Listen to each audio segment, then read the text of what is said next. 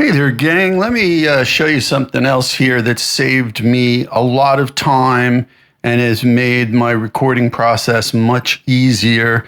This is the Franklin SS6, and it has two XLR out and a ground lift, and it also has, it has a DI through, so it has 1/4 inch through. But here's how I'm using it. Now, again, you know me, I'm not hawking gear for anybody. This is something I bought when it came up on sale last year. I've had it for a year. Last Christmas of 2023, or maybe even a month earlier, maybe Black Friday 2023. It came up and I got 15% off. Keep an eye out if this is something that titillates you, because it's made my workflow so much better. So it's got 6 stereo inputs, and you just turn the dial to whichever input you want to use. Now that's great if you have a lot of keyboards or different pedal boards like I do, or multiple instruments or what have you, preamps, I don't know, and whatever you want to jam into this thing. However, for me, the real part of it that helped me out was, I love my Roland SY-1000, and I have a pickup on my lap steel so I can get stereo out of my lap steel either with a pedal board or the Helix, but then I can get stereo out with this sucker. The problem is that my interface only has 4 inputs. So I was like, well, I was trying, so the Helix is here, right, in 1 and 2.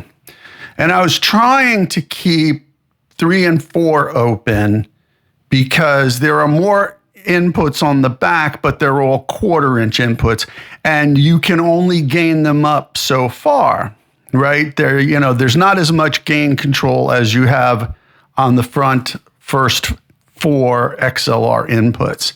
So I was sending the SY-1000 because I was keeping the last 2 open for microphones. I was sending it to the back, and I just couldn't get it loud enough. I mean, compared to the Helix on the front, it was like 10 dB down.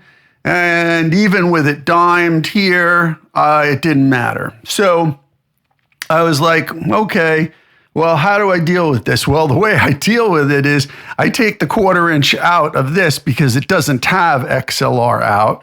I take the 1/4 inch out of that and go into here, and then I've got stereo XLR out, boom, to the front of my RME Fireface 802. And if I want to connect microphones, boom, I just pop those out, put the mics in, pull up the software from RME, and set it for 48 volt or whatever, or mic, the whole deal. So this little unit, when I had this in Nashville, all 6 were plugged in, and I would just switch through the top to whatever input I needed. It is a lifesaver. I think it was like around $200, maybe 230. I think that's what it was. But man, oh man, that thing has become one of the most valuable pieces of my studio, almost as valuable as the coffee maker. And we all know that is the most powerful piece of equipment in the studio. So check out this SS6. They've actually redone it recently, where the jacks and the XLR are on different sides. I prefer it this way. This is the V1. They now have a V2. Nothing against the V2, but this way for my workflow is way better, because I can just take everything from across the room and run it in here, which I will eventually, and bang, when I'm ready, just plug it in to the XLRs on the front, and I have as much gain. Right now, this is the Helix and this is the SY-1000. And guess what? I can get them pretty dang balanced. So I'm so happy. This was one of the best purchases of my career. And I've wasted a lot of money on gear. So anyway, there's just a tip for you. Check it out if it works for you and wait for it to go on sale. All right, see ya.